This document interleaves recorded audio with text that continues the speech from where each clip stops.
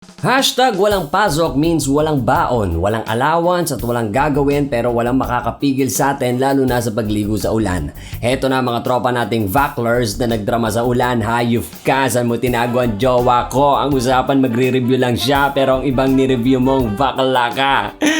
Eto naman ang lovers in the rain na handang harapin ang lahat ng pagsubok. Basta ang importante may kilig, may genuine happiness, showing love and care, and manhole! Anyari baby, nahulog tayo, buisit ka. On lane number 1, eto na si Boards na nakaporma na mga kaibigan. On your marks, get set, and dive! Sa tubig na dinaanan ng motor, truck, jeep at paan ng kapitbahay mong may alipunga.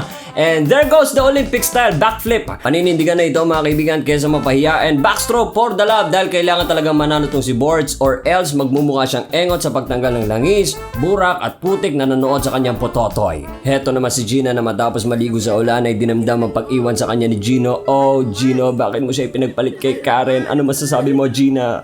Minahal ko siya, pero bakit ako hindi niya minahal? Ginamit niya lang ako.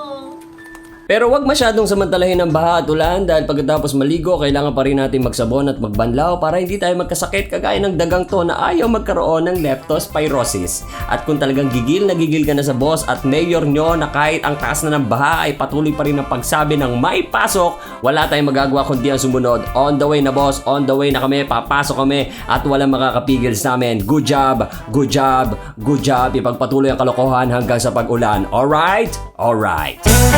Thank